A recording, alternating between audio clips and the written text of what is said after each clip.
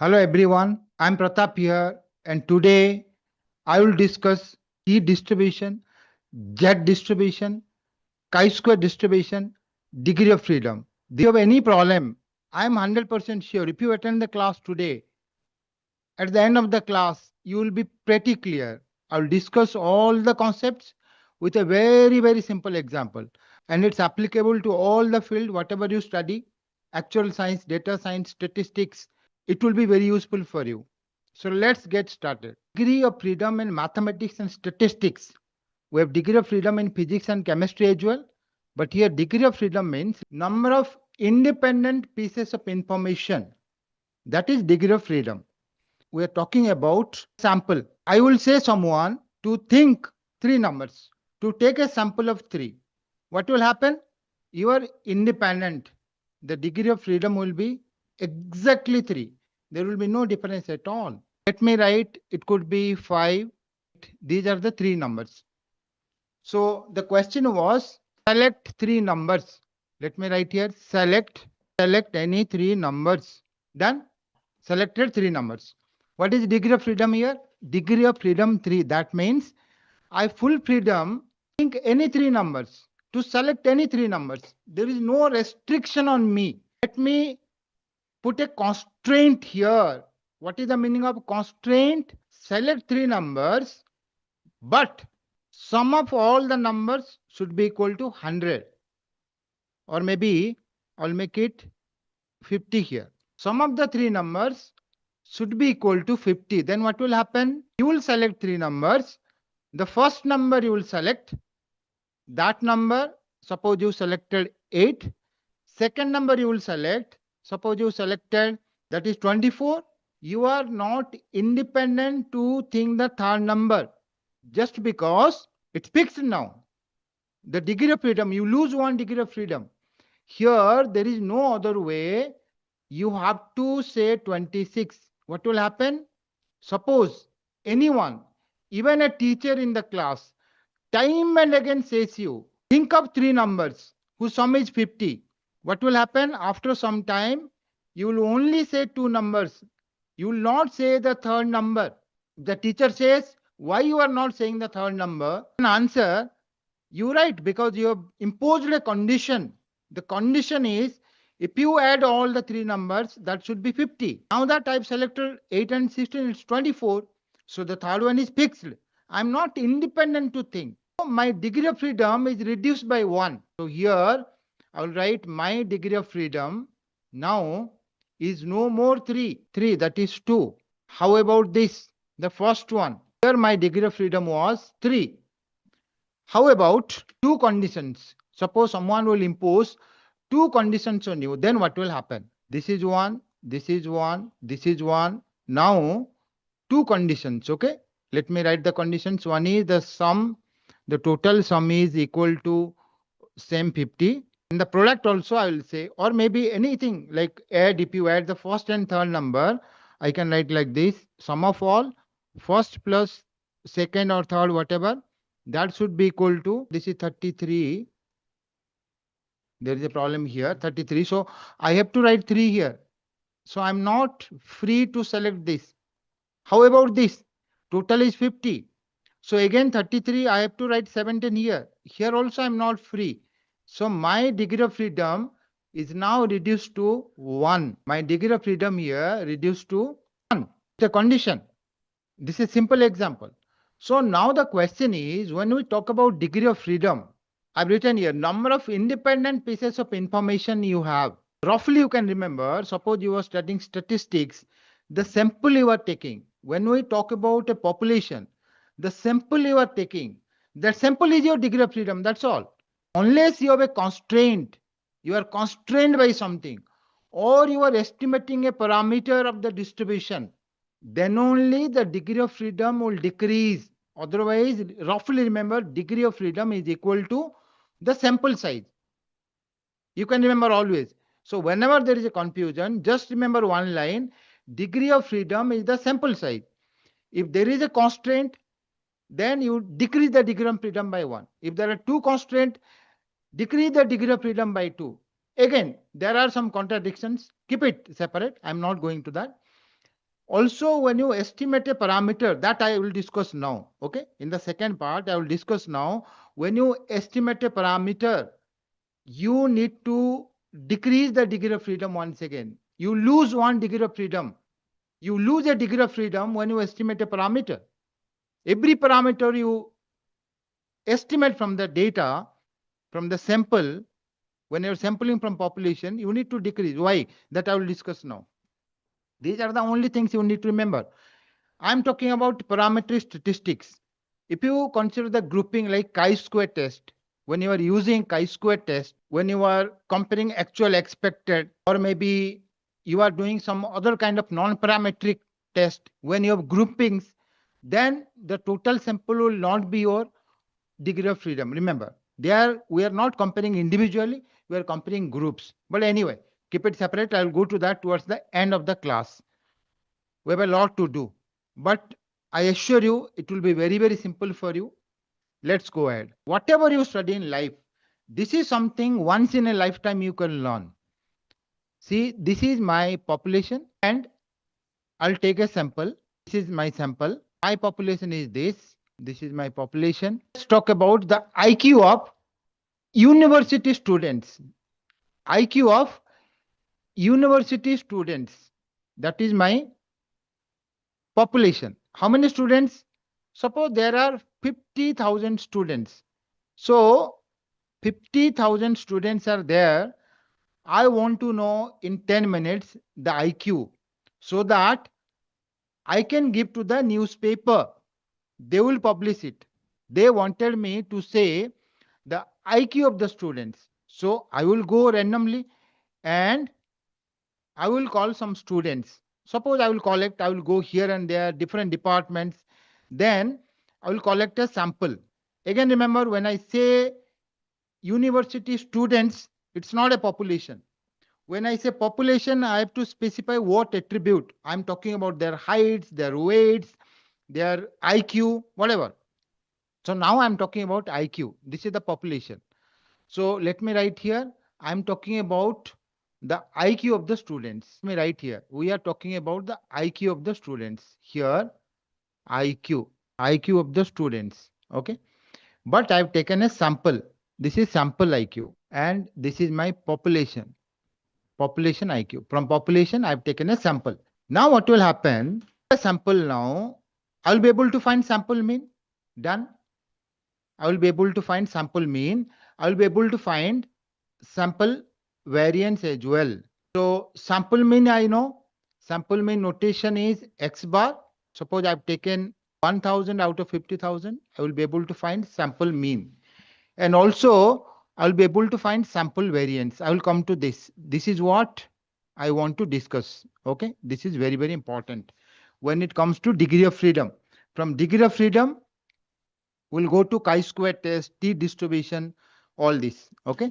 So here you see, this is a very, very important concept for you. This is my sample variance. This is my sample mean.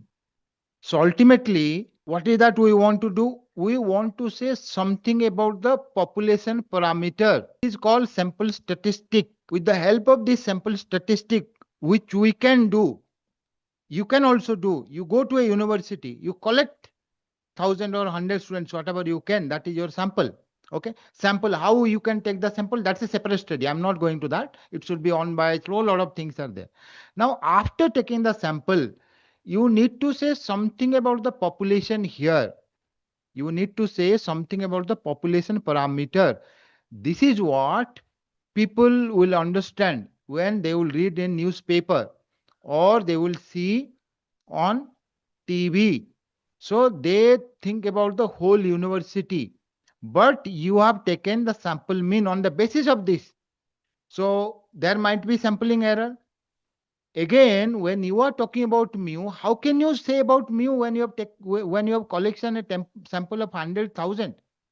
That is something you need to understand with a very, very clear mind. Not only this, but also you have to say about sigma square. So how can you say? Not randomly. We have to say about this. These are called sample statistic. These are called population parameters. Ultimately, you have to estimate. This is not calculation, not mathematical term. This is called estimation.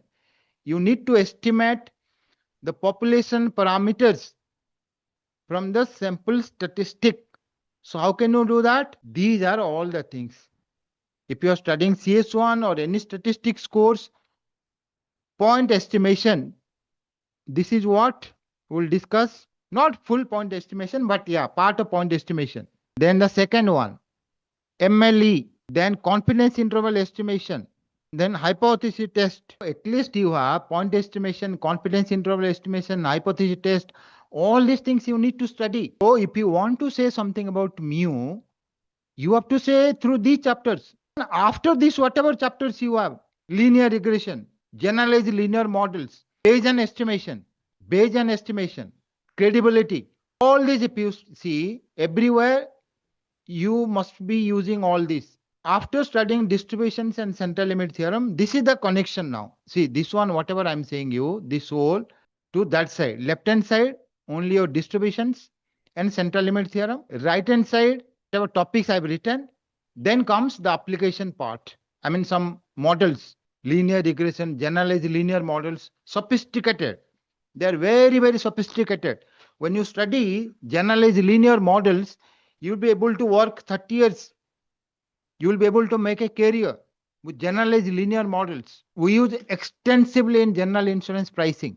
Anyway, I'm not going to that now. Stick to this now. See, let me write here. These are called population parameter. Remember, for all the times to come, these are called population parameters. And these are called sample statistic. So from sample statistic, you need to estimate the population parameters through these concepts I've written in the right hand side. We will not be doing that. Yes, I will do it in the next class to hypothesis test confidence interval, but not now, not today's class. From sample statistic, that's what you will get. You have to go to population parameter. And big data came in 2009. Many people from big data community, they said statistics is no more required because we have process now, we have machines, it can process lakhs of data, crores of data. Why you take a sample and sample measures you find, then you estimate something? Why not directly get this? They were true partially. Suppose you want to forecast something for the election tomorrow. Tomorrow data you can't get, right? How can you forecast? When you are talking about population, you are talking something about tomorrow, you can do it. And in every case, you can't take the population, right? So you need to take the sample. Suppose I want to interview you for a post. I can ask all the questions. I will ask 3 questions or 5 questions. On the basis of that, suppose I will ask 3 CS1 questions, 3 statistics questions, or 3 mathematics questions. That is a sample. So when you go and write 10th class mathematics paper, you will not be writing all whatever you must have studied in 10th class. You will be writing around 10 to 12 questions. That's a sample. On the basis of sample, you will get your reward, a grade, some marks. So we have to base on the samples, right? That's why there is a concept of type 1, type 2 error. We'll go to that in hypothesis test, not now. Because if you are giving some inference, this is called statistical inference. This is a part of statistical inference. Let me write here. Statistical inference. Statistical inference. Another thing, again, this one will come in hypothesis test, confidence, whatever these chapters when you study, again this one will come. See, today's concept is chi-square test, right? I'm going to that now. What will happen is, when I'm talking about degree of freedom, from degree of freedom, we'll go to chi-square test because that will be used. Now, when I talk about estimating sigma square from S square, estimating mu from X bar, these are the ones we'll discuss. It's not that we have only 2 sample statistic and we have 2 population parameters. We have so many sample statistic, sample mean, sample median, sample mode, sample quartile. So many we have, right? But we'll come across and mostly we'll see these 2 only. The basis of this, we want to say about the population parameter. And also, this is an opportunity for me to say you the general form also. Because what will happen is in today's class we will not do, but you remember, this is called, there is a notation. This is Gx bar. What we say? Gx x under bar. G X bar. What is X bar? X under bar, that is sample. Suppose I've collected a sample of 1000 here. X1, X2, X1000 out of 50,000. X1, X2, X1000. This is my sample. X under bar. This is sample. This is just a notation, function of that. So function of the sample. Function of the sample means you add everything. First one minus second one plus last one, multiply, add everything, divide by n, sum of square, whatever you do, those are sample statistics. So instead of saying x bar and s square, you can use general term gx bar. And here for population parameter, instead of saying mu and sigma square, we'll say all the time theta. Theta is the population parameter. So what is that? Desirable. This should be an unbiased estimator. This is so important. Now let me write. Here I can write. Here I can write. Here this is the general one. Now this one, before writing this one, you should know that E of x bar should be equal to mu. Again, remember, you will learn this in central limit theorem. If you didn't study, please go and study. If you never understood what is central limit theorem, continuity correction, I'm in my playlist, it's there. I explained fully. You go through that. Central limit theorem guarantees, says E of x bar will be mu. And remember here, x bar is not sample mean. Okay, it's a random variable. Sampling distribution. Mean of all those sample mean, that should be equal to population mean. Again, I'm not going to that now.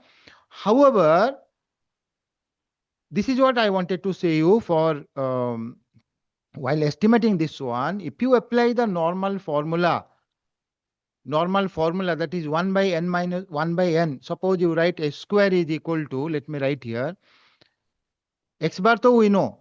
Whatever x bar you know, that will work, no problem. So whatever x bar you know, summation xi by, because mathematically we proved, if you take this one, this will be unbiased estimator of your population parameter. How about sigma square? No, it's not true. E of s square is not equal to sigma square, unfortunately. That is not equal to sigma square. That is not equal to sigma square. I've written equal to sigma square because I will change my s square. So mathematically also, if you take s square instead of summation xi square minus x bar square divided by 1 by n minus 1, if you take, then only this will be unbiased estimator, and mathematically you can prove this one. Okay, otherwise not. So you have to take this one. However, if someone will ask what is s square, you don't say 1 by n minus 1. You say 1 by n only. Because when you talk about a sample, suppose I'm not doing statistical inference. See, let me highlight this one.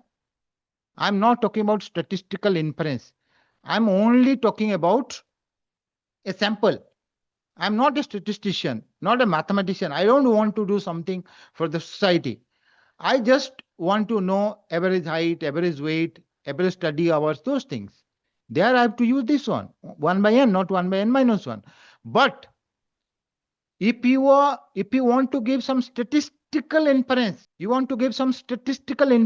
through all the topics I mentioned in the right. Here comes estimating the population parameter, that is theta. Here I've written theta from sample statistic G under x bar. That should be unbiased. It's desirable. Okay. There are certain cases we don't take that separate thing.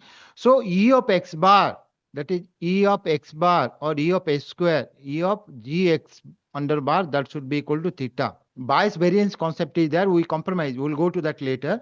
But this is what the structure is. That is very, very important for you if you are studying any statistics course. Okay.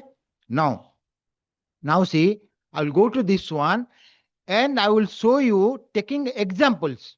Okay. It will be mind-blowing for you. So we are estimating sigma for this, rolling a die. This is my population. Rolling a die. Mean, actual mean. Actual mean will be equal to, it's k plus 1 by 2. Discrete uniform, k is 6 here, 3.5. And this one I know, this is k square minus 1 by 12. K is 6. 36 minus 1, 35 divided by 12. Around 3. It could be 24, 11. So 2.9, something like that. Okay. So just remember, these are my population parameters. You can ask me a question. If this is my population distribution, not population, okay, any population, any kind of a practical world situation which follows this kind of a thing, 1, 2, 3, 4, 5, 6, not necessarily rolling a die. This is my population distribution. Suppose I will take a sample from this. Okay. So what will happen? 1 by 6 chance. You can talk about ages. The babies are there. Okay.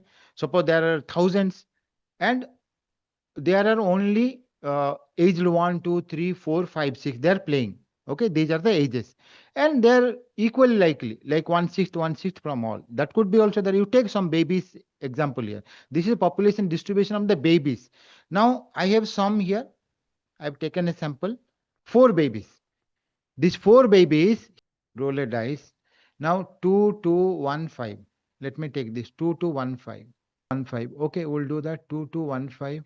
Find mean and variance 2, 2, 1, 5. This is 2.5 and this one is 2.25. Okay, 3. This is what I wanted. So see here, 2.25 is written, 3 is written. Okay, so I'll write, if I take 1 by n minus 1 formula and if I take this formula, then I got 2.25. Now make it sure you take any sample, it will be biased only.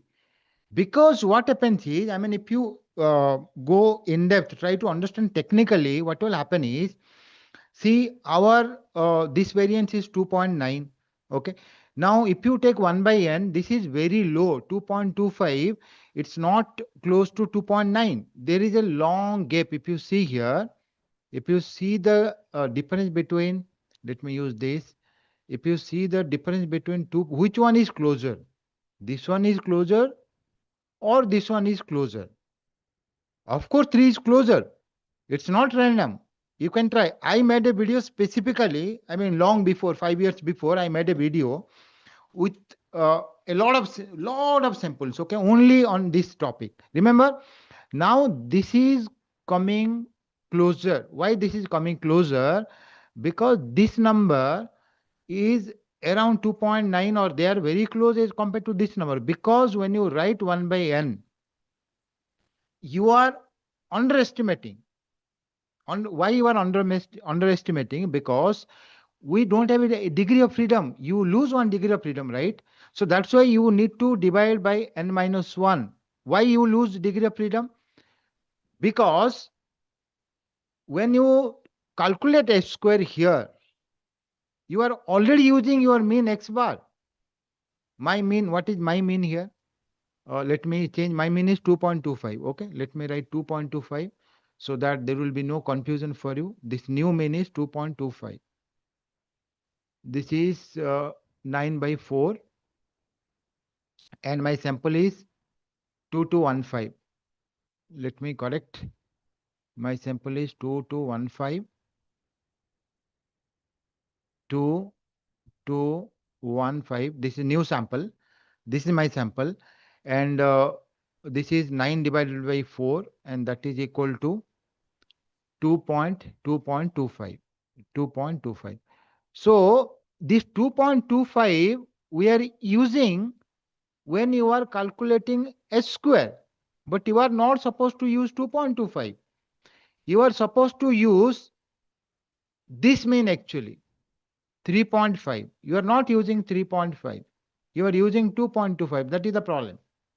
So if you are why you are not using 3.5? That's a question. Okay, that you have to know.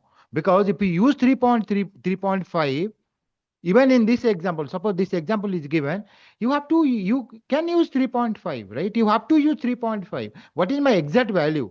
My value is actually this 1 by n summation xi minus mu square. This is my real answer. But unfortunately, what will happen is, here the population distribution is known. If population distribution is known in practice, you don't need to study hypothesis test, confidence interval, MLE, point estimation, what not. There is no need of any CS1 or any statistics further. In sample only you can manage everything.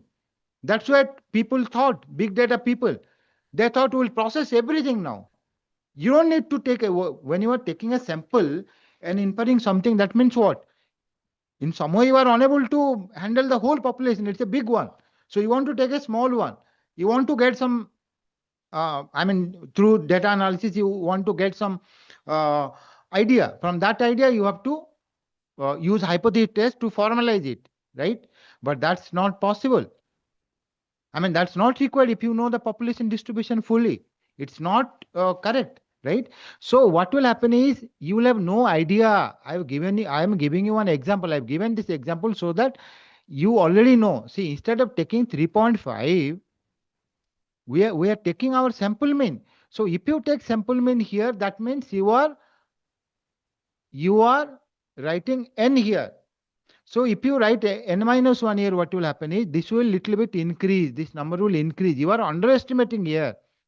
So why this happened? Because this sample, see, you have a sample 2, 2, 2. You say that your degree of freedom, this is not, although this you know, because considering that you know you have taken sample 2.25, if you know three numbers, automatically fourth number is known. But how can you say this is independent? Suppose someone says four babies are playing there, and the ages are this, 2 to 1, and mean 2.25 I have to take for my calculation. Then that means the fourth one is fixed. So you are not free to choose all. That's the problem here. That's why you have to write n minus 1. However, if the population mean is already available, then directly use that, right? And no problem. Because we will not, mu also, hypothesis test, if you see, 70% is dominated by uh, testing hypothesis for mu. We test a hypothesis for mean. Today I will do a part. I will not go to hypothesis test, but yeah, similar things we'll do. And we test hypothesis for sigma square. Sigma. Apart from binomial Poisson, mostly we do this. You do a hypothesis test for mu or mu1 minus mu2 or sigma 1 by sigma 2. And then Poisson and binomial. This is what you study in hypothesis test and in confidence interval. So that means you don't know about population distribution and parameters. You know, in a parametric sense, you assume the population distribution. See, let me take this opportunity to say you something. Many students always ask, those who are doing AI and data science and actual science. See, the difference is when you are studying actual science or statistics, remember, see, statistics is model based. It's not data driven. It's model driven. We have models already. We have GLM, linear regression. We use as a model. These are not data driven. We are not doing predictive analytics. Predictive analytics is the part of a machine learning engineer. So their main aim is for the prediction part. Okay, for the unseen data. But for a actual, if you are pursuing actual degree, you have to base on assumption. Okay, you have to base on particularly normal assumption. Normality is required. I will come to that now. And sometimes when data is non-normal, it's positively skewed. If you are studying CS2, you must be knowing positively loss distributions everywhere. Mostly we use normal data, and in actual work positively skewed data. There is a reason why positively skewed. So the assumption is very important in parametric statistics. Parametric statistics means wherever there is a parameter like Poisson, binomial, normal distribution, log normal distribution, gamma, Weibull, all these distributions. So what we do is, from the sample we estimate the parameter. That is only statistical modeling. Suppose someone says we have a Poisson distribution, probability x is equal to x. We have one parameter. You have normal distribution, two parameters, but you don't have a fully formula. How you can apply? How can you find probabilities? Mean, variance, kurtosis, how can you find all those skewness? No, right? So you need to estimate parameters. For that we use sample. That is parametric statistics. You have to know. Today I will write here. And then comes non-parametric statistics. We don't assume any distribution like chi-square. In CS2, you will come across a lot of more non-parametric statistics. But yes, now our path is clear. Okay. Now we will go very first, now let me introduce here chi-square distribution. Okay, the first one, that the introduction part is over. This is a 2-hour class. Okay, so now we'll spend around half an hour knowing a chi-square distribution. Okay, let me write chi-square distribution.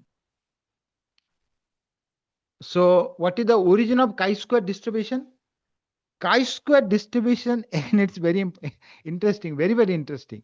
See, a student asked me what is a normal distribution. Okay, normal distribution.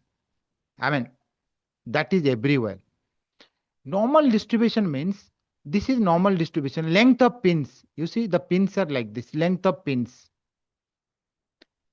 And if you see the height of the baby elephants, okay, that's a norm. See, what is the variation?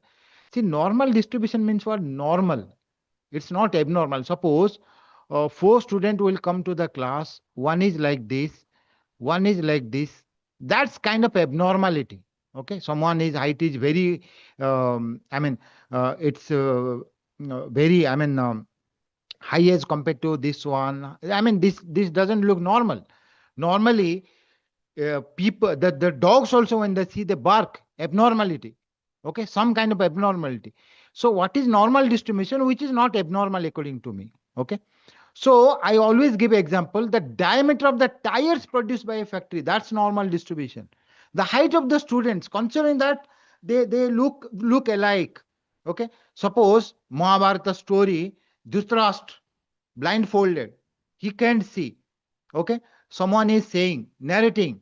Okay, you see the soldiers are going to fight, and the height follows a normal distribution. Or on 15th of August, you are standing on 3rd floor. You are saying, see the students, they're coming out from a class, the school, and they are marching. Their heights follows a normal distribution. That means they all should be not same. I mean, very, very, there is a little bit variation. There is a very small variation. That's why we write like this. Most of the data, suppose here the length of the pins, let me write here, length of pins produced by a factory. So suppose 5 centimeter length. So what will happen is, how many you will see 5 centimeter? You tell me. Suppose 1,000 pins, you check 1,000 pins. You go to the factory and check 1,000 pins. So what will happen? 500 pins will be, this is 500.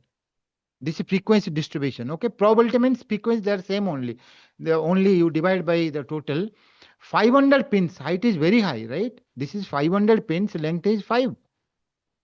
What about length 5 point? Very close. Okay, very, very close.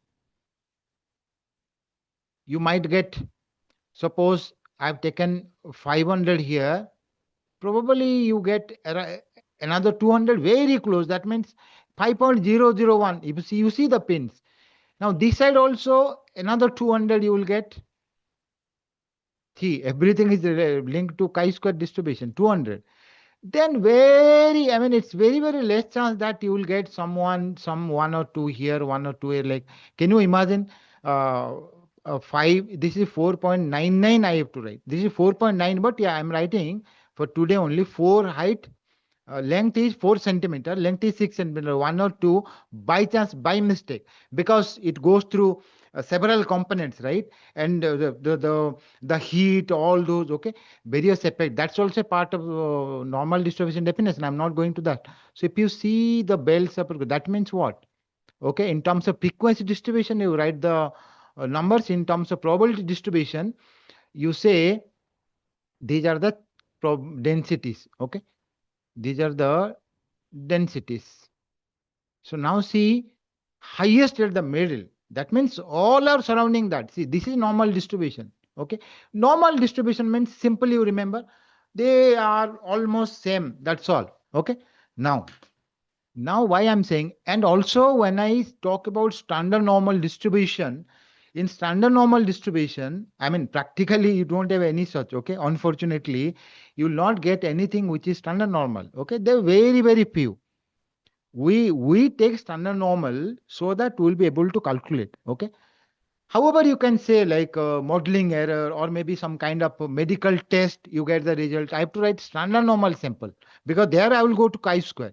So I'll write a standard normal sample. Suppose my standard normal distribution, I will take my Z or Z, whatever you say. I say Z.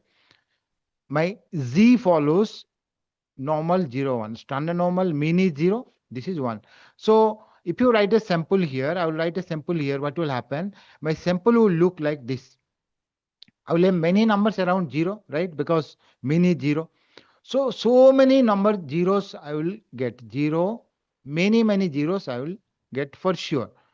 And 0.5 I can write, half, 0.5, even 0.12 I'm supposed to, I have to write it. But yeah, let me write 0.1. I don't want to write decimal number, but yes, I have to write. So I'll write, number very close to this, 1 by 100 suppose. 1 by 100, or I can write point something. Here, many 1 by 100. Okay.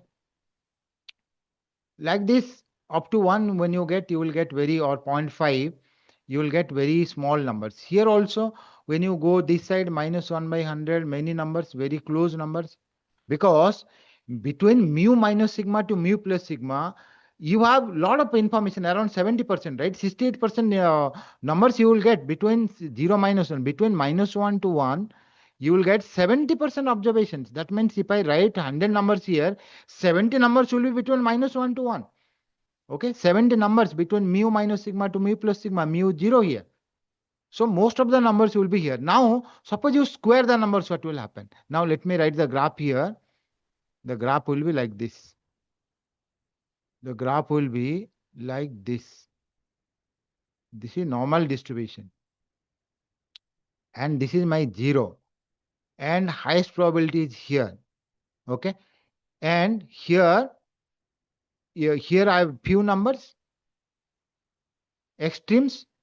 Here, these are the densities. Here, probability saying is wrong actually. This is continuous distribution. Anyway, so now here I have a lot of probability, right? A frequency high means what? Frequency high means here, lot of values are here. Okay.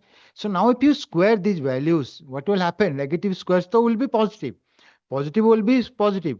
So if you square a number, your graph will look something like this. You can try yourself. Okay, take some sample. Your graph will be like this. Okay, so if Z follows standard normal, if you take the square of Z, okay, square means what? Squaring all the numbers. I'm making Z1 square, that will follow a chi-square distribution with 1 degree of freedom. Chi-square distribution with 1 degree of freedom. If you square a standard normal random variable, you see the graph, it's a positively skewed. It will come from gamma distribution as well. There is a link between gamma and chi-square. You try to get this one from gamma. Ultimately, what will happen? If you take two such normal distribution, okay, from 1, I will take two normal distribution, standard normal distribution, where mean is 0 and variance is 1. What will happen? I will take another normal distribution. I will take numbers here. I will square the number. Suppose this is my Z1, this is my Z2. I will make it Zi. So I will take another one, Z2 square. That will follow another chi-square distribution with 1 degree of freedom. Then I will go on adding.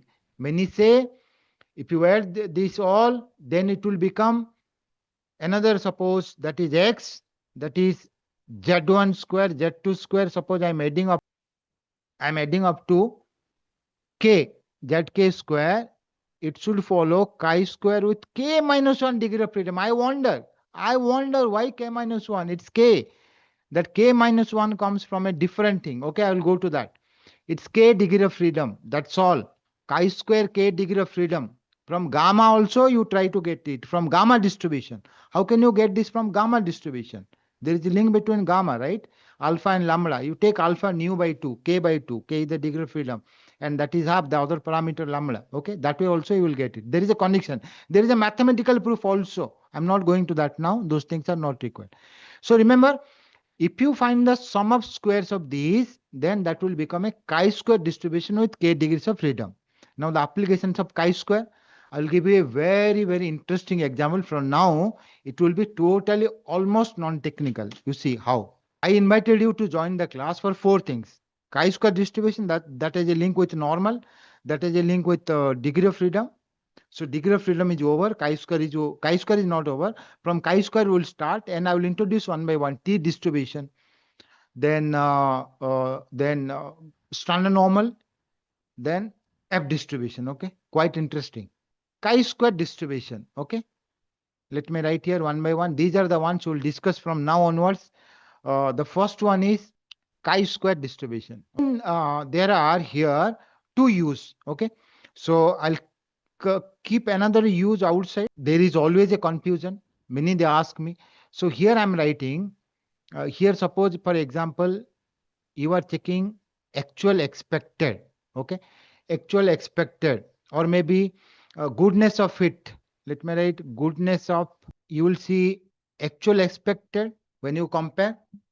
They are also used, and you have your contingency table. Goodness of fit. And when you talk about grouping test also. So here in all these cases and more, where you come across, I can write non-parametric use. So here what happens is, we use an approximation. That approximation is summation. We write actual minus expected square divided by expected. That will follow a chi-square distribution. Okay, that will follow a chi-square distribution. That's fine. But for large n, here large n, so you can do it 5 or 10 data. That example I will give you, that's not applicable. That's for large n. It's an approximation. But all the following, what I will use is, here when I write, here I will use sampling from a normal distribution. My population, let me write here. Here my population is not normal. Okay, my population is not normal. My population distribution is not normal, non-normal, not normal. How about this? Here all normal population. We are sampling from a normal distribution. That means my population distribution is always normal. Then what will happen? I have 4 here. Okay, use one is, we'll start with chi-square. I will give you all example, no technical jargon, no hypothesis test, no confidence interval, no symbols. Chi-square, I will start with chi-square. Then we'll go to T distribution. Today we'll understand. You will remember forever. Number 3, Z. Then number 4, F distribution. Done. Today we'll complete this another 40 minutes. These 4 with one example, one single example. These one will also come. We'll see according to the time if it's possible. Otherwise, anyway, we'll do in hypothesis test. Okay. Once I will start hypothesis test, I will complete in hypothesis test this right hand side part. But you remember, there are 2 kind of uses, because this is not your exact chi-square, right? This is approximately for large n. Here large n is not required. Okay. Even if large n is not there, that's fine. We are sampling from a normal distribution. We have T distribution also. Now let's start. So this one I will do with the help of one example. This one I will do with the help of one example. Let me write that example. Okay. We have a clinic here. Doctor is sitting here. This is doctor's clinic, and doctor is sitting here. Now, doctor prescribes medicine. Okay. What happened is, Mr. Amit went to the doctor. Mr. Doctor is sitting here. Doctor, this is Mr. Doctor. His name is Mr. Doctor. Now, Mr. Amit goes to the doctor. This is Mr. Amit, age 30. Mr. Amit. Says the doctor, Doctor, you know what? I'm quite worried because I checked, I got my reading, empty stomach reading, that is 100. I'm pre-diabetic, 100 plus. So I don't want to take a lot of sweets. Doctor said, it's okay, that's fine. You don't take a lot of sweets. Mr. Amit said, but I'm fond of apples. Okay. So since childhood, I have to take 1 apple on empty stomach each day before my breakfast. So doctor said, it's fine, no problem. You take 1 apple. Who says don't eat apple? You can eat apple, but make it sure, because you don't want your blood sugar to go very high level, you take always equal amount, small amount, equal amounts. Then Amit said, it's so okay, that's fine, I will obey that. Then Amit went to a fruit seller, a shopkeeper. Okay. Amit went to the shopkeeper. So this shopkeeper, this guy, okay, this guy, the shopkeeper. The shopkeeper actually here, he has a board here. The board says all apples are equal size. All sizes are equal. This means what? The shopkeeper claims that whatever apple I sell, the sizes are all equal. So if you are purchasing, you don't need to worry. You take all the same size. Okay, every day if you want to eat the same size, you take from me. I'm giving only same size apple. No worries. Okay. So now he's very happy. Now he is very happy because he knows that he will get apples of same sizes. These apples, they are same size. Same means what? Technically, it's not every time 100, 200 or 500. Technically not same. I mean, there will be a little bit of variation, right? Okay, these apples are available. So Amit brought 10. He purchased 10 actually. Now, but anyway, because we say whatever health problems we have, that's mostly in the mind. Most are psychological problems. So because he's lot worried regarding having diabetes in future, now he's pre-diabetic. So he's not satisfied with whatever he has written. All sizes are equal. Okay. So I mean, no, sorry. He's fine with this. All sizes are equal means, suppose he has 20,000 apples. Sizes are equal means what? That follows a normal distribution. That means I wanted to say that this follows a normality. Normality means all sizes are equal. Okay. Equal means not exact equal. There will be little bit variance, variation. That's why we're talking about normal distribution. Okay. Normal distribution is all sizes are equal. That's fine. He accepted, okay, all are equal. There might be a little bit different. That's not the problem. All sizes are equal. If one will weigh 100, all 50,000 will be 100. But the problem is, he's not worried about whether, he even when he went to the doctor, he was not worried about whether it's 100 gram, 50 gram, 200 gram. Even doctor didn't say about that. Okay, they are not interested about whether it's 100 gram, 200 gram, 500 gram. He's worried about variation because every day he wants to take the same amount. So what happened is he checked. Okay, he checked all. So when he checked the apple sizes, what happened is, let me copy here. He checked all. This is the sample. Okay, 1,000 apples are available. He brought only 10 and he checked the 10. Now this guy measured. Okay, checked means this guy measured the 10. This guy measured this 10. Measured. So when he measured all this 10, what happened is, this is the sample. Sample means X under bar. So this sample, now with this sample, he checked each and every one. Okay. And he found that these are the actual weights: 100, 96 gram, 92 grams, 100 grams, like that he got. How many? 1, 2, 3, 4, 5, 6, 7, 8. 1, 2, 3, 4, 5, 6, 7, 8. Then again 99. Then another one. Suppose 95. Okay, these 10 he got. Now he is thinking, because he has to eat one each day, and doctor said your sugar level should not change drastically. Suppose today it's raising this level, tomorrow it should not raise at this level. You make it stable. So he is more interested in the variation. Okay, he is not interested whether it's around 100 grams or 200 grams or 50 grams. One apple he just wants to take, that's all. So he is not interested in the mean. Okay, he has no idea. But when he measured all this, now he wants to know about the sigma here. Okay, he wants to know sigma here. What is sigma here? Okay, so he uses n minus 1 s squared divided by sigma square. Mathematically it's proved. That follows a chi-square distribution with n minus 1 degrees of freedom. This is the formula. So I'm not going to hypothesis test now, but yes, you will be using that one.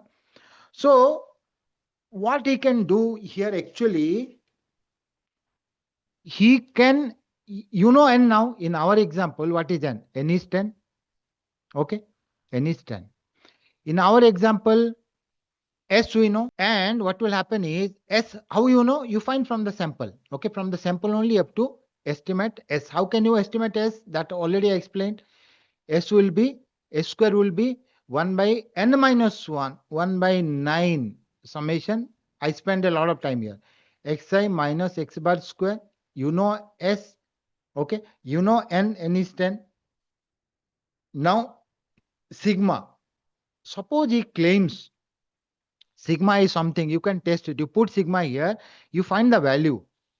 Okay, and you can check with chi-square. Chi-square, see, chi-square values are given. I can find it also. It's not a problem. It's very easy now. I can test this one. It's very, very easy. N minus 1 s square by sigma square I have to find actually.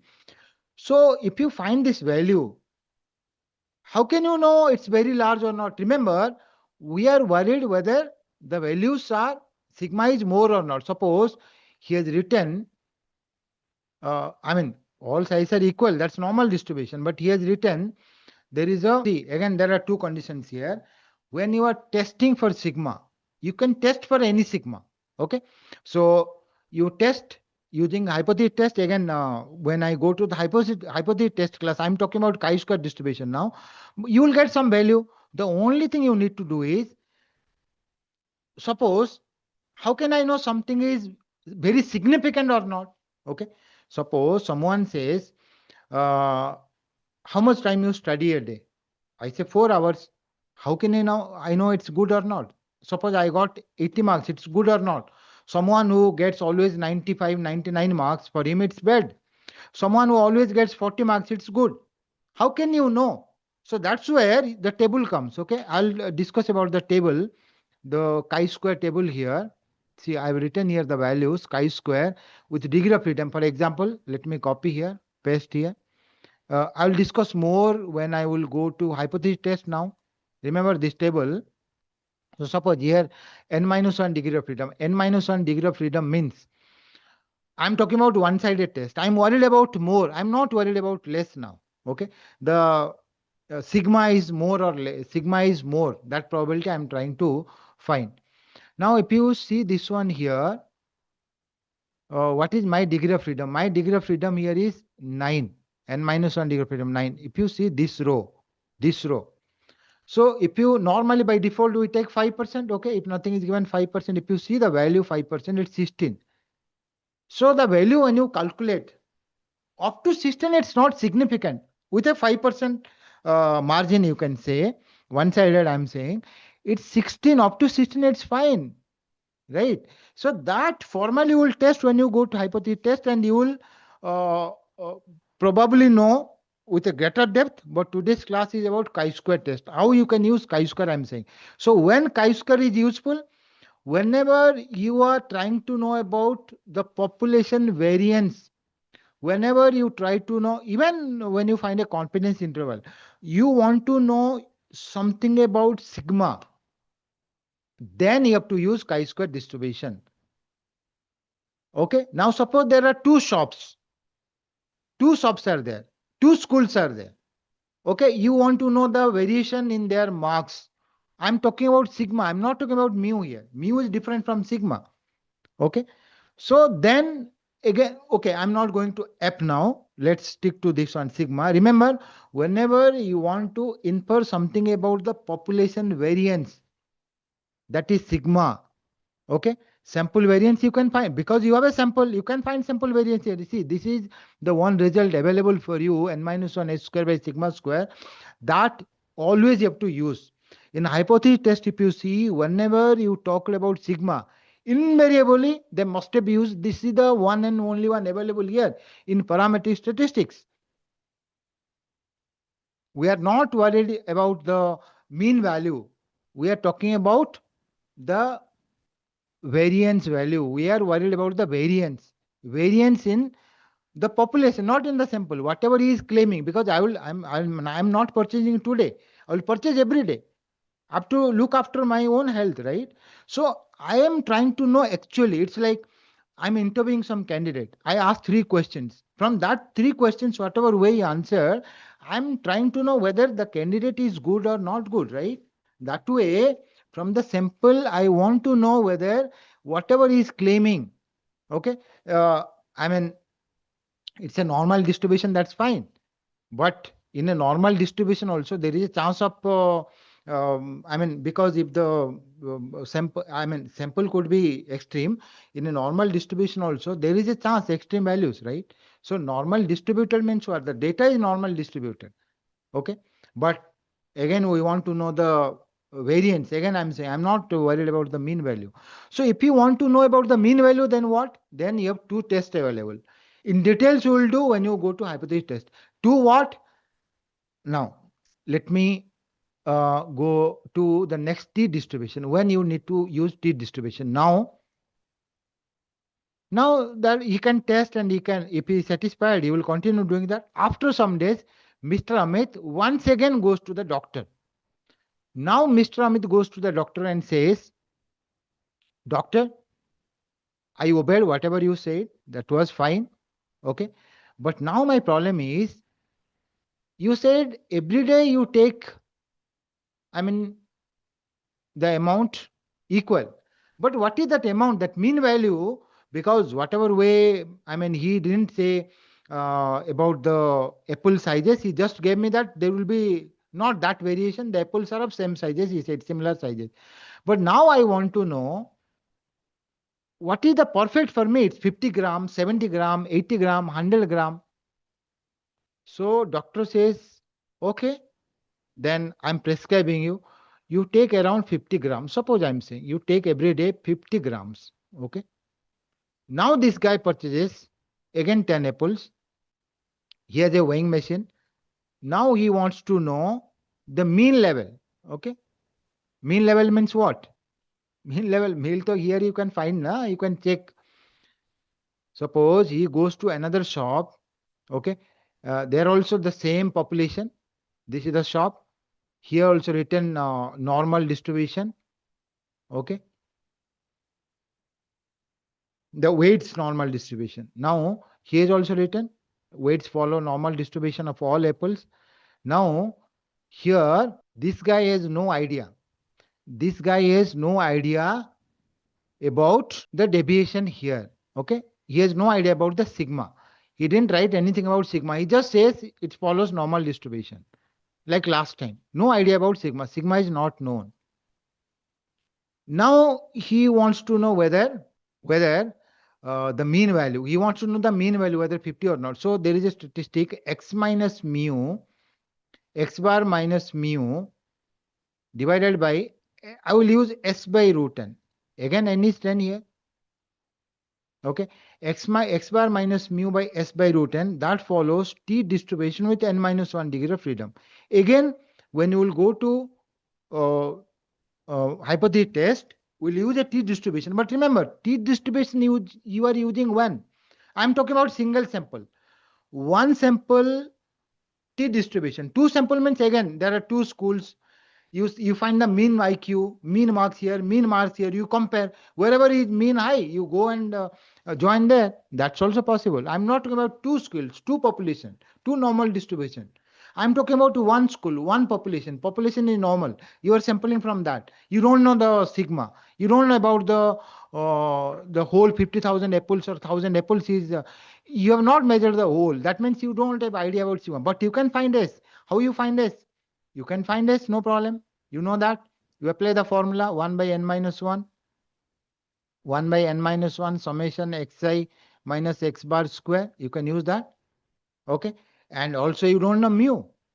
So mu also you can estimate. Oh, sorry, x bar, let me write. That is x by summation xi by n. You find this mu. Okay. I estimate this estimate for population per sample. They're the exact x bar s. So once you know x bar and s square, okay, then you can use here x bar and s, n is there. So now you have idea about mu. Okay, because this side is given in the table and all this side you get, you do confidence interval, hypothesis or whatever, you can know about mu here. Okay, and you will see how that is an hypothesis test. Now before leaving this one mu, okay, I will discuss a bit about this one. No, I will come back again one second. Okay, now suppose let me go to another statistic. The third one is here x bar minus mu divided by sigma by root n. That will follow standard normal. So what is the difference between this one and this one? I will have to come to this one once again. The difference is here. Here x bar, so you know, that's for sure. X bar, when you are taking a sample, you know x bar, you know s. But I will not use s. Why I will use s if sigma is available? What is the meaning that sigma is available? That is the question. Sigma is available means the fruit seller, the shopkeeper, he has written about sigma here. He has mentioned the sigma already. How he can know about sigma? India. What is the average height of a 30-year-old Indian? What is the average height? 5.6 feet. How we know that? From a large study. Okay. India is a country. From a large study, the information is there. Similarly, if he is selling from 30 years, he makes it sure. It's a brand. Okay. People are going. People rely on him. So he has mentioned already sigma. He says, no worries. Sigma is 5. Sigma is 5 when says, that means what? That means if you take my 50,000 apples I'm selling, if you take all the measures and you find the sigma square, whatever formula you are using, then you will get 5. He is giving guarantee to you. That means sigma is given. He is making it sure.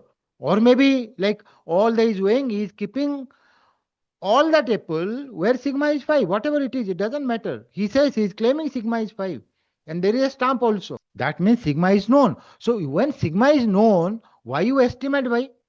Sigma अगर आपको पता है हम S से क्यों लेके आएंगे right हम will not take it from S if sigma is available use sigma शान से मतलब if we have sigma we should be very happy right because we have a standard normal distribution.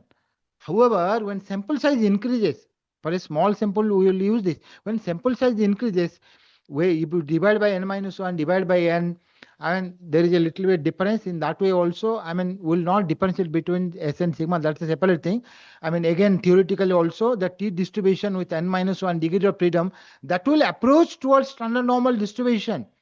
When n is very large, I'm not going to that. However, I'll give you an intuition from where you got it. That is very important. And the last one will be F distribution.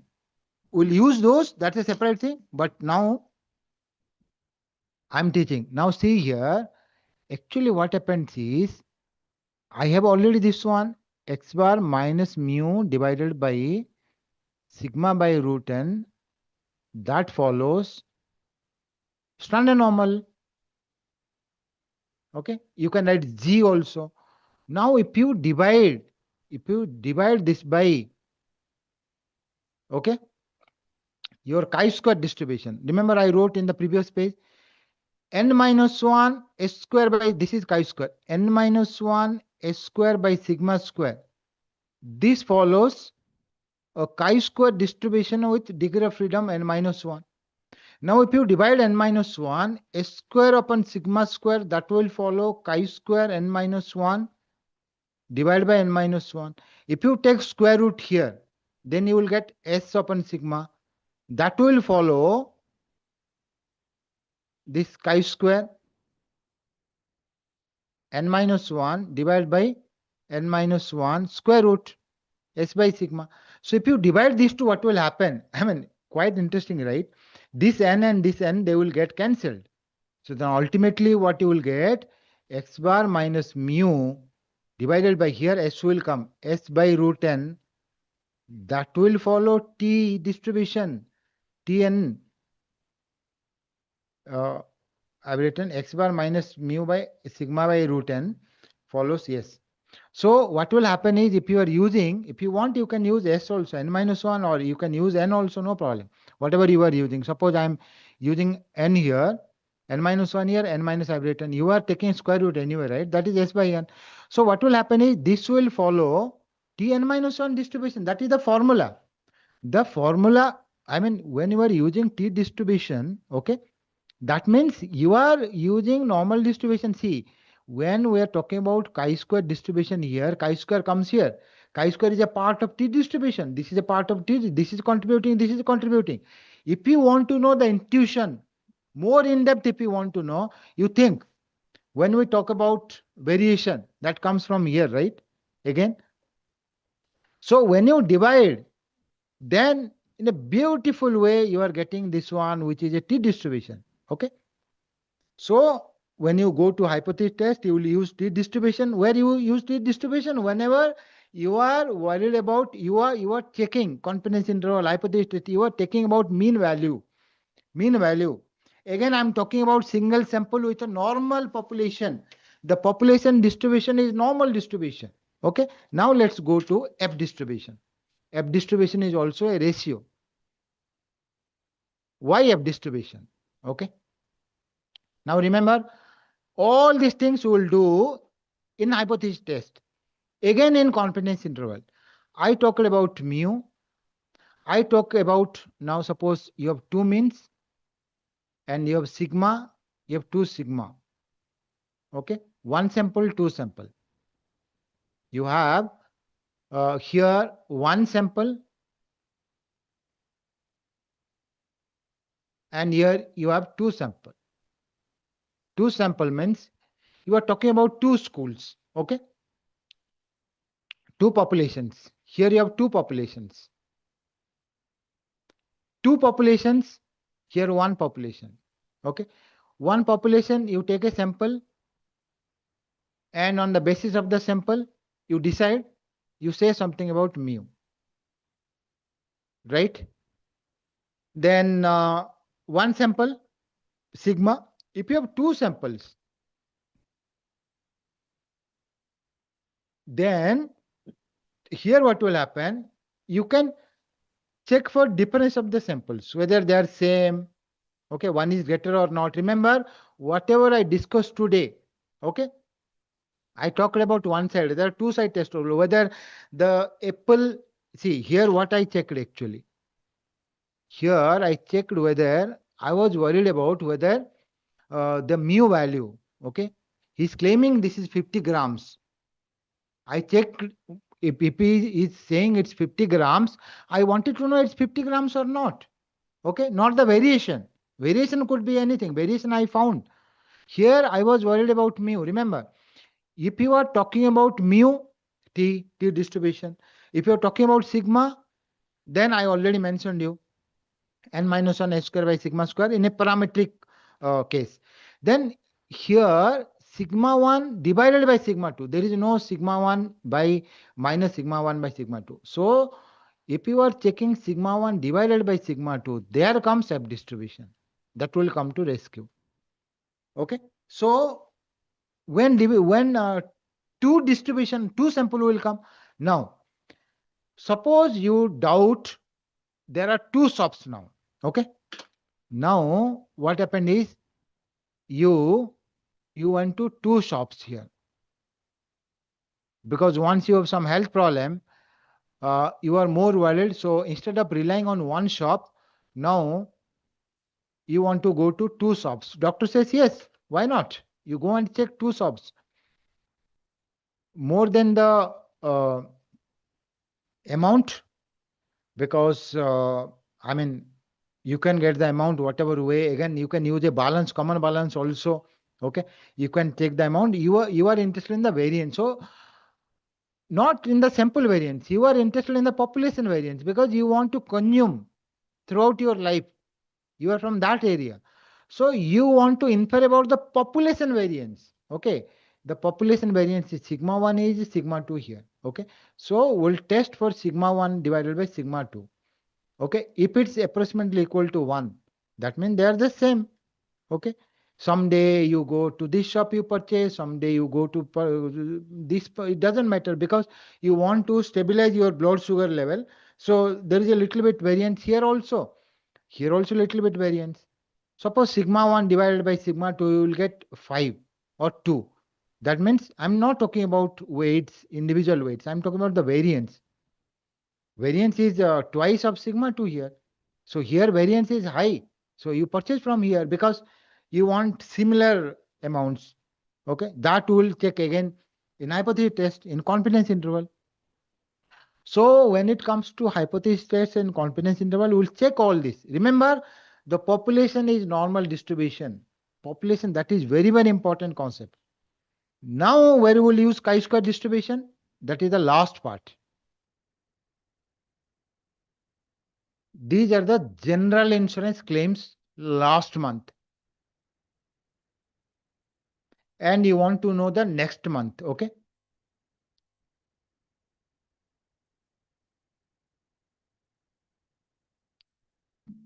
I'll use the same example. 1, 2, 3, 5, 6, whatever you take. Suppose 0 claims, okay? 0 claims. You talk about motor car insurance, okay? 25, they never claimed in the last month. This is claim frequency. Again, remember when you are studying probability and mathematical statistics, frequency distribution and probability distribution. That's very important. I will explain now. No claim, 1 claim, 2 claim, 3 claim, 4 claim, multiple claims are allowed. Or maybe many percent, doesn't matter. We are interested not in the individuals. We are interested in the number of claims. Number of claims frequency, 25, they never claimed. Okay. So, I'll not make it 25 because I want to use a Poisson distribution. Okay. Poisson, normally what happens, you have to know the pattern. Okay. Normally what happens is seeing the sample only, you should have an idea. It will increase, it will go to a level. After achieving the level, it will never go up. It will come down, down, down, down, down, down. That way it will become 0. Slowly it will go to 0 only. There is no other way.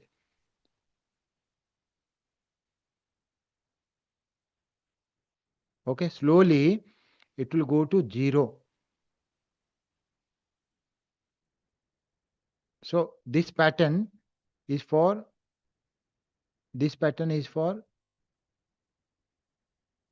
Poisson distribution. Okay. So what I want is this kind of a pattern. Poisson. This is a discrete, so I didn't write the curve here. So now what I will do is here, I will start with, suppose nobody claimed only 5. Okay. Then some people, it reached peaked here. Okay. 1 claim, there are many, suppose 30. Then 2 claims, again 20. Again 8, 2, something like this. 4 claims. Can you imagine 4 claims? 2 frequencies 2. Now suppose you want to predict for the next month. Next month, okay? Now suppose you want to predict for the next month. This is for the suppose February, January 2026. And you want to say something about February 2026. So what you can do is you add everything 30, 35, 35, 20, 55, 55, 65. Okay. So what I can do is this will become a probability distribution. Very easy. This is the frequency distribution. Normally, whatever data we get, that will come as a frequency. We use frequency distribution. When we predict for the future, we use a probability distribution. But the question now is, suppose you transfer it to a probability distribution for the next month. Why not make life easier? Add everything and divide by 65. 5 divided by 65 is it 65, 35, 45, 55, 10, 65. Okay. 30 divided by 65, 20 divided by 65, 80 divided, this is the best forecasting. 2 divided by, so total probability is 1. So you can predict like this. The probability that you will get no claim next month is this. One claim this, two claim this. This is not okay, right? This is not, I mean, this is not true just because if you think whatever way the past had happened, if somebody failed once, that means throughout life he will fail in a paper. Someone scored 7 means in cricket, every time he will score 7. In India, there was no metro train in 2000s.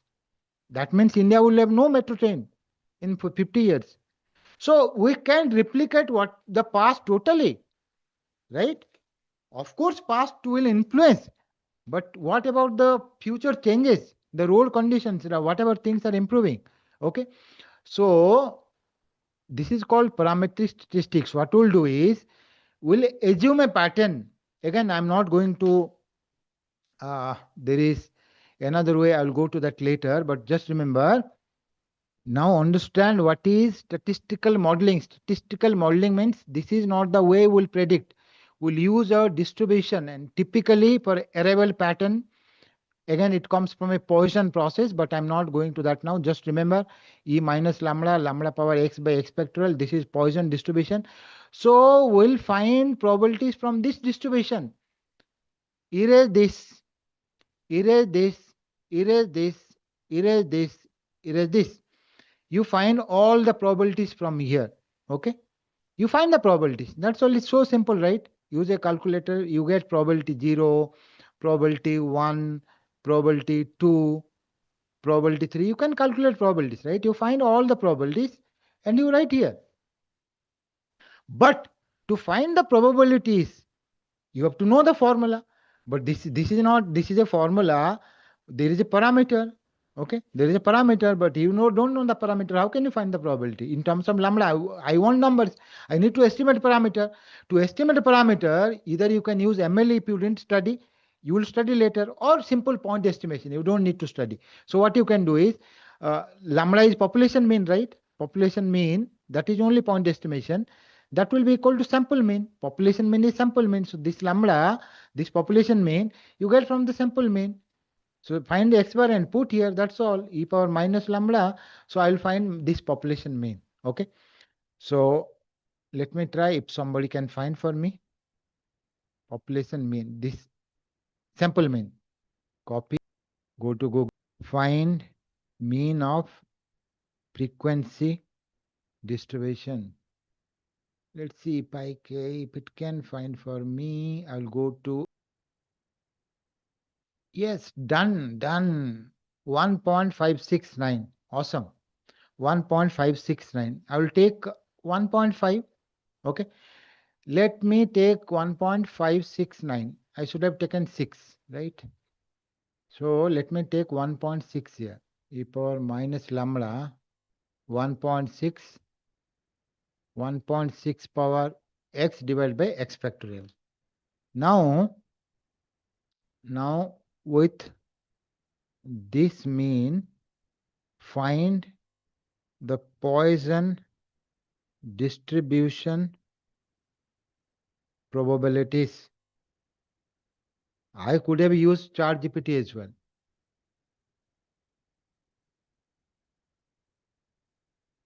Awesome. 0.20, 0.32. Awesome.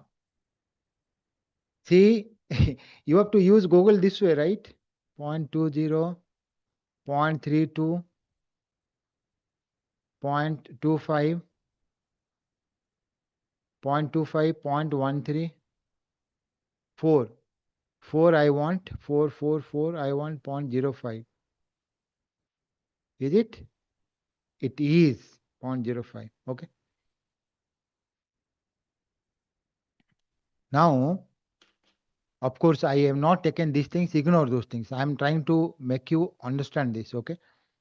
But 0, I got 5 here, right? So much difference. Okay, 32, 25, they're matching 32. Ha, ha. I have to, okay, multiply all probabilities, all LITIS by 65. I want to know the expected value. Awesome. 5, 30, 20. So close.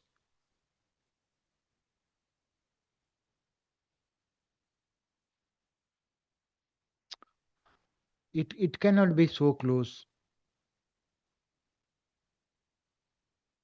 Acha, expected. Original I gave. Okay, done. Okay. Now my expected is 13, 21, 16, 8, 3 matching, right? I didn't take everything. 13, 21, 16.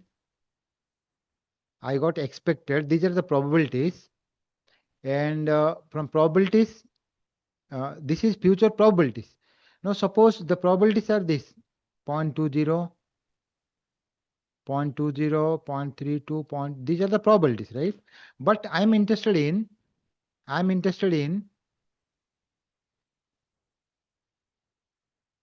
the expected value so that I can compare. Because maybe Poisson is not a good fit, right? That's where I will go to chi-square distribution now. See here.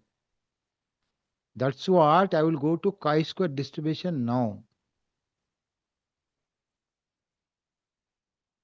Goodness of fit. Now I wrote this. These are past sample. These are future. You can write expected frequency. This is my expected frequency. This is expected. This is probability, future probability. And because I have taken the total sample 65, so I have to multiply by 65 everything to get this. And I got this 0, 1, 2, 3, 4. If this is correct, so I got 13, 21, 16, 13, 21, 16. But normally we expect, if you see the examples given, you will see 8, 2, 8, 3. Okay. See, this is kind of fine. This is kind of fine. This is kind of fine. But this is, I mean, there is a difference between these two values. Okay, there is a difference. We can take, because I'm not saying exactly you will get. Okay, this is the sample. From that, using a Poisson pattern, we are able to predict for the future. That's a great thing. But with the great thing comes problems. Sometimes we are not satisfied. We think probably because using Poisson distribution, I got this. Is Poisson a good fit for this kind of data? If you want to know, then you have to use a chi-square distribution. Okay, chi-square goodness of fit. How good it is. Maybe the estimation method is not correct. Point estimation, I will use some other way. Because point estimation is not the only way estimation, right? Maybe the Poisson distribution is not a good fit to this data. I've written randomly data. Okay. So all these things, how you get? You check whether the Poisson distribution is a good fit to this data or not. There will use this one. There will use this.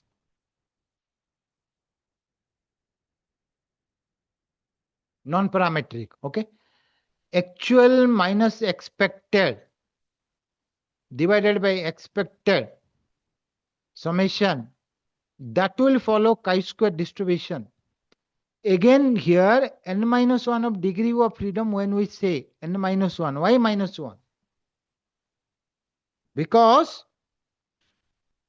why n minus 1 here? Here so it will be n minus 2. Even n is also, n also you can take. We'll take n minus 1 just because I'm saying you, typically at CS1 level. In CS2, you will take n also in many cases.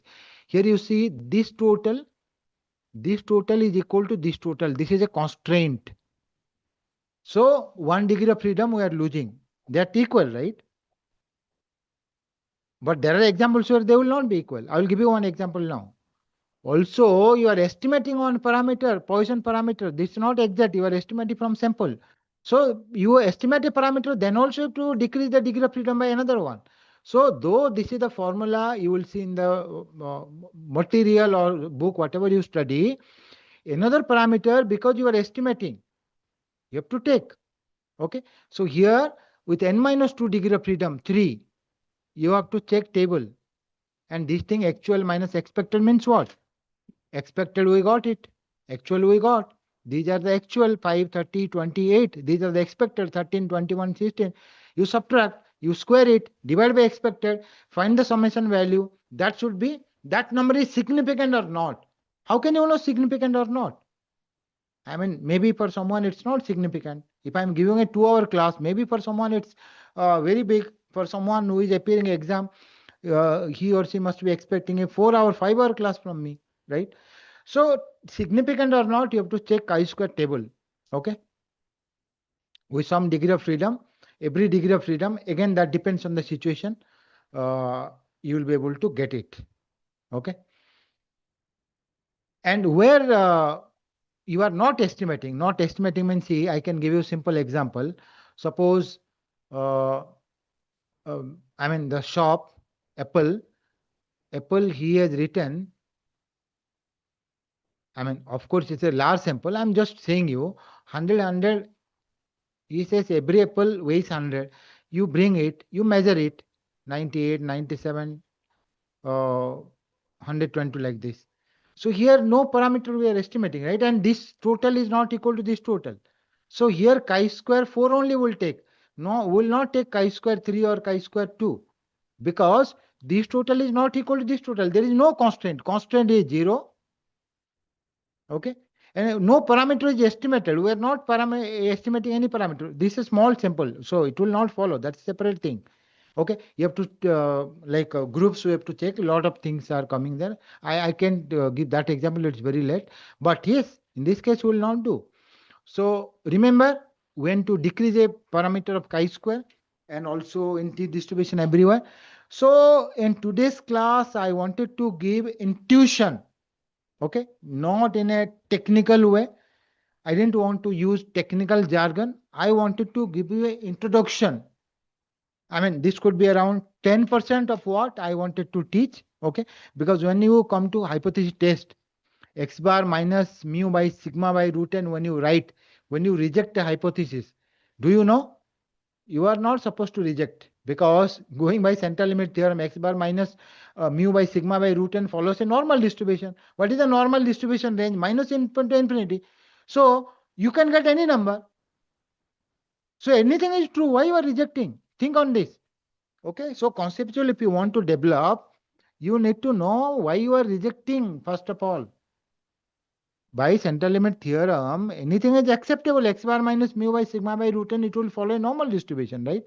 So yes, I'll give you a class for hypothesis test. I'll give you a class for generalized linear models. I'll give you a class for Bayesian estimation. This is classical estimation. Whatever I explained you now, Poisson distribution, how to estimate lambda. In Bayesian estimation, this is quite interesting. Okay. The prior sample, directly blindly will not take sample. We'll go to the old man. We'll ask, do you know something about this? Have you observed something here? We'll take some prior information. We'll take our sample. We'll modify our prior knowledge. Okay, that's quite interesting. It's not mathematics. Remember, if you are studying this like mathematics, then though you are inviting trouble, because throughout life you will not enjoy your work. Actually, it's a business. I mean, it's a application area. It's not a theoretical statistics area. Okay, you go to data science or this one, but data science, as I already mentioned you, the goal is different. The goal is to predict for the unseen data.